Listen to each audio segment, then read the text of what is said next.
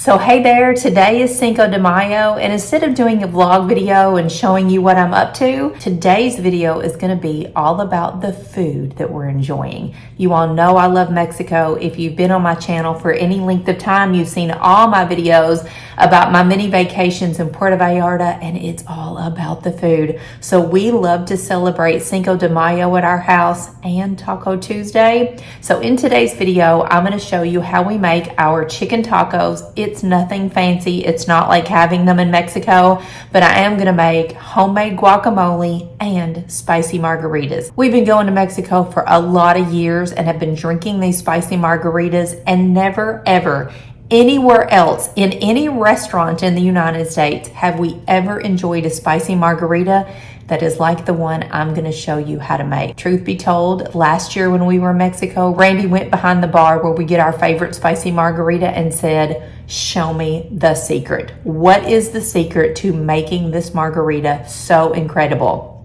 And I'm going to share that with you in today's video, because truly there is a secret. So if you get my weekly newsletter, I've already given you the recipe to the spicy margarita, but in this video, I'm going to break it down and show you exactly how to make guacamole, chicken tacos, and spicy margaritas. So happy Cinco de Mayo. So to get started with your spicy margarita, you have to have a simple syrup. Super easy to make. It is equal parts water and sugar. Put it in a saucepan, bring it to a boil just long enough to melt your sugar and turn it off the heat. It's that easy. Now we like to use pure cane sugar. It does make a brown simple syrup. It's also great if you enjoy an old fashioned every now and then. You can use regular granulated sugar or pure cane sugar. Either way, it's your preference. So once the simple syrup is cool, we keep it in a squirt bottle in our refrigerator so that we always have it. It's good for a couple weeks, but if you want it to last longer, you can add just a couple dashes of vodka, and it will preserve the simple sugar and last for a very long time. That's good. Whoa, yeah, that was like a splash. So I just whipped up a fresh batch of simple syrup because we used all of ours the other day, and now we're ready to make our spicy margaritas later today. If you're gonna make a margarita, you have to have a cute cup. You just have to, because we drink our margaritas outside typically. I love to get acrylic drinking glasses. These don't break outside if you happen to drop them.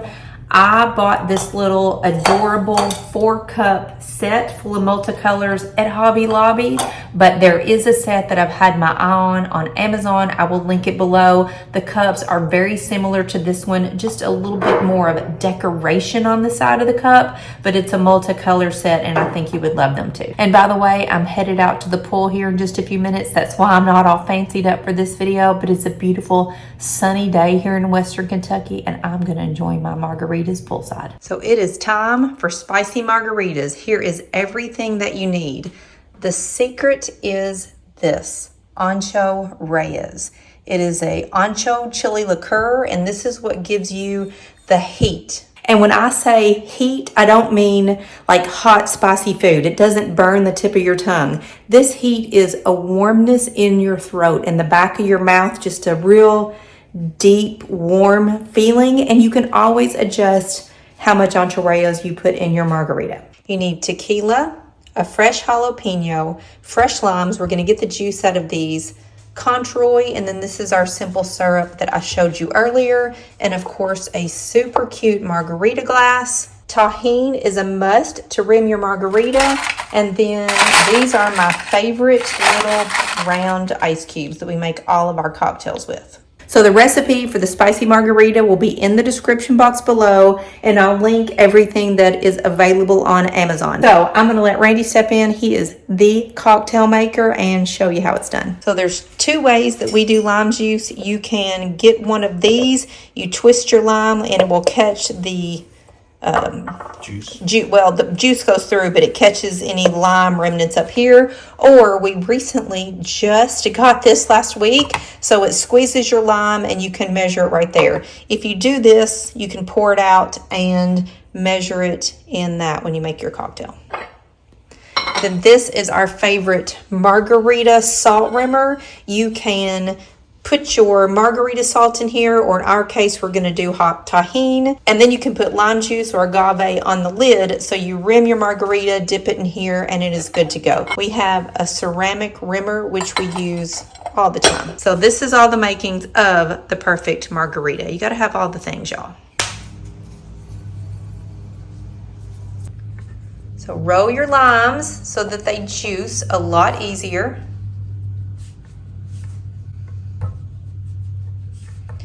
And we're gonna make a double margarita recipe here. I will list what we're doing in the description box. So if you want a small margarita, cut it in half. If you want a big margarita, or you're gonna share it like we are, we're gonna do it, we're gonna do a double. Watch this little gadget. Yeah. Whoa.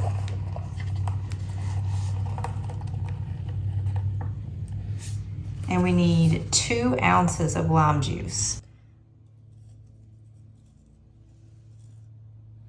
About that.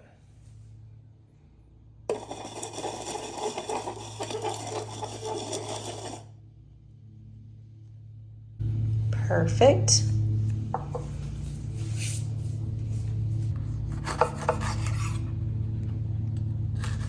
Slice your jalapeno, making sure not to get any seeds. Make it in little thin slices, and then he's gonna muddle it up.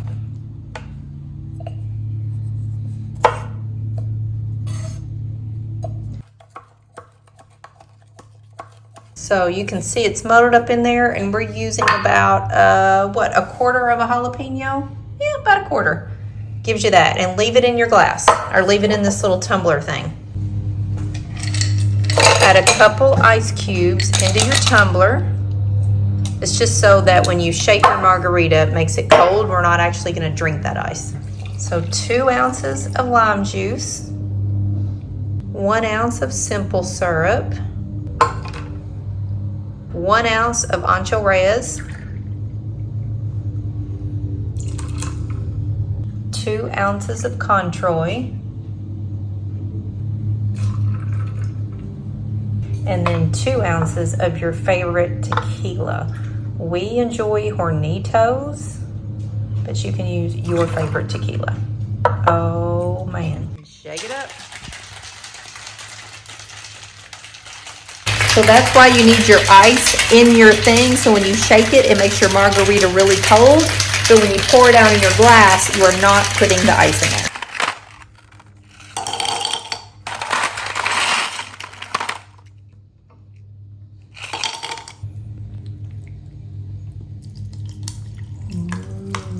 Pour your margarita.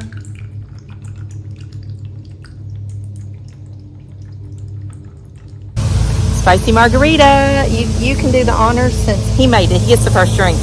All our neighbors are mowing. Salud! And you got to get Tajin on the sides of your mouth. That's just what you do, right? Woo! There's the heat. It's the heat in your throat, but then you get the spice from the jalapeno. So good. So I'm all cleaned up now, and it's time for dinner. I'm gonna make homemade guacamole, and we're having chicken tacos. So to make the perfect guacamole, you really have to have a mortar and pestle. There's just no way around it, and it is super simple. You need 1 or 2 fresh, perfectly soft and ripe avocados, a lime, some onion powder, salt and pepper, and Tajin. Now you can put red onions and tomatoes in your guacamole if you want to. I don't like them in mine, so I'm just going to show you how I do it. So you're going to carefully cut open your avocado. Hope this one's decent. Ooh, I could tell it had a bad spot. That's okay. We're going to work around it. Dig out the good parts.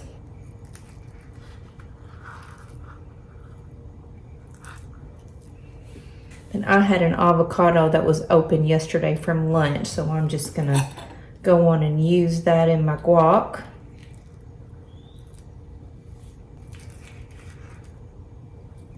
Roll your lime on the countertop just to get the juices flowing.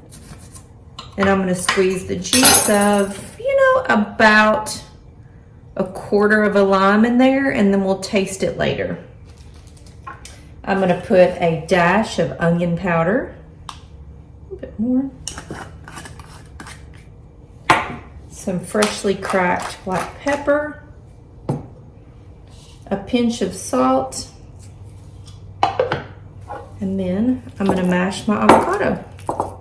And I don't want to mash it too fine. I like to leave some chunky parts and have it mixed in with creamy parts.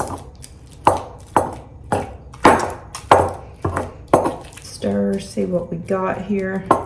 See how you mash and twist, and it just makes the perfect consistency for avocado. I want to gather all this up in the middle of my bowl so it looks all pretty. And I'm going to sprinkle it with a dab of Tajin. Simple, perfect, homemade guacamole.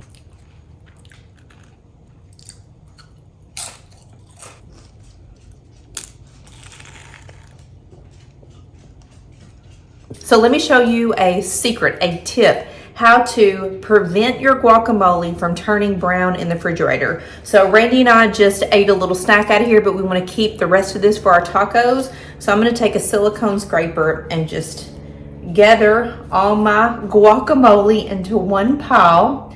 Then I'm going to take cling wrap, and you want to tightly press the cling wrap down onto the guacamole. Don't leave any air gaps. Push it all the way down, and you're kind of sealing the guacamole from the air, and it will keep it from turning brown for at least a day or so. And if it does turn brown when you uncover it, just because it touched the air, just scrape off the very top bit. Honestly, there's nothing wrong with it. You can eat it. It just looks, darker than it should.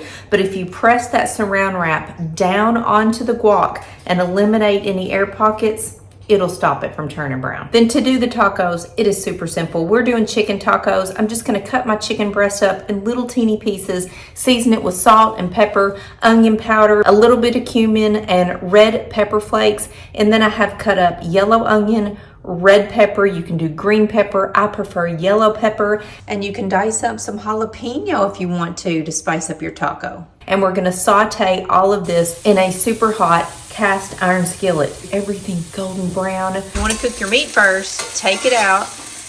You don't wanna overcook your chicken. And then you're gonna cook your veggies separate. Yeah, see, now the veggies are going to cook in all that good stuff down there. That's all the seasoning and the flavor.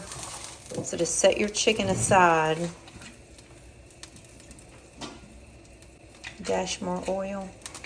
The secret is the cast iron skillet.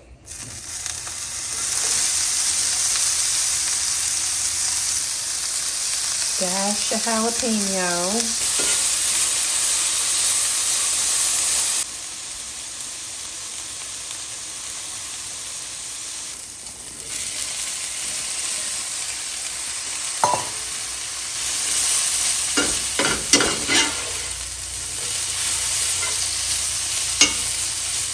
Put your fillings in a white corn tortilla, or you can do flour. It is totally up to you, with sour cream, some cheese sauce that we just buy ours at the grocery store, some cheddar cheese if you like it, tomatoes, lettuce, just really it's whatever suits you. Serve it with your homemade guacamole on the side, tortilla chips, you could have salsa, you could make other cheese dip.